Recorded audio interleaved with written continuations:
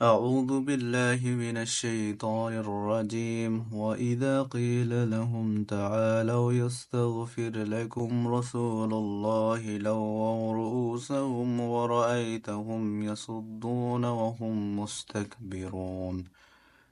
And when it is said to them, "Come, the messenger of Allah will ask forgiveness for you," they turn their heads aside, and you see them evading while they are arrogant.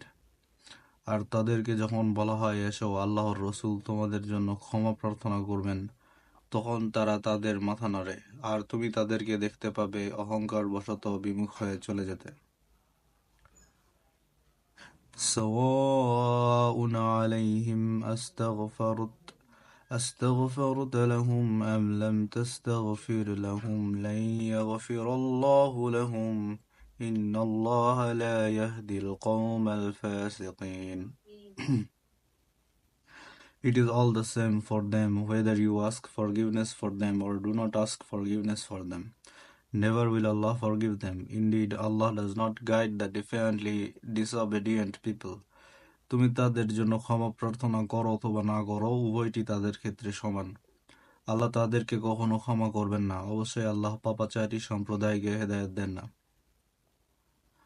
هم الذين يقولون لا تنفقوا على من عند رسول الله حتى ينفضوا ولله خزائن السماوات والأرض ولكن المنافقين لا يفقهون.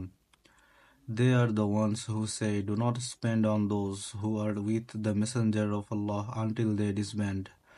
And to Allah belong the depositories of the heavens and the earth." But the hypocrites do not understand.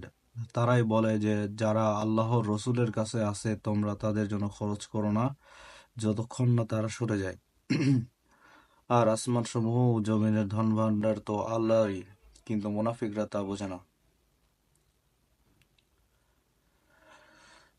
يقولون لئن رجعنا إلى المدينة ليخرجن الأعز منها الأذل ولله العزة ولرسوله وللمؤمنين ولكن المنافقين لا يعلمون. They say, if we return to Al-Madinah, the more honored will surely expel therefrom the more humble. And to Allah belongs all honor, and to His Messenger, and to the believers, but the hypocrites do not know. তারা বলে, যদি আমরা মদিনায় ফিরে যাই তাহলে অবশ্যই সেখান থেকে প্রবল দুর্বলকে বহিষ্কার করবে, কিন্তু সকল মর্যাদা তো আল্লাহর, তার রসুলের ও মুমিনদের, কিন্তু মুনাফিকরা তা জানে না। يا أيها الذين آمنوا لا تلهكم أموالكم ولا أولادكم عن ذكر الله ومن يفعل ذلك فأولئك هم الخاسرون. O you who have believed, let not your wealth and your children divert you from the remembrance of Allah. And whoever does that, then those are the losers. হে মুমিনগণ, তোমাদের ধন সম্পদ ও সন্তান সন্ততি যেন তোমাদেরকে আল্লাহর স্মরণ থেকে উদাসীন না করে, আর যারা এরূপ করে তারাই তো ক্ষতিগ্রস্ত। وأنفقوا مما رزقناكم من قبل أن يأتي أحدكم الموت فيقول رب لولا أخرتني إلى أجل قريب فأصدق وأكن من الصالحين. And spend in the way of Allah from what we have provided you before death approaches one of you, and he says, "My Lord, if only you would delay me for a brief term, so I would give charity and be of the righteous." আর আমি তোমাদেরকে যে রিজিক দিয়েছি তা থেকে ব্যয় করো তোমাদের কারো মৃত্যু আসার পূর্বে, কেননা তখন সে বলবে, হে আমার রব, যদি আপনি আমাকে আরো কিছুকাল পর্যন্ত অবকাশ দিতেন তাহলে আমি দান সাদাকা করতাম আর সৎ লোকদের অন্তর্ভুক্ত হতাম।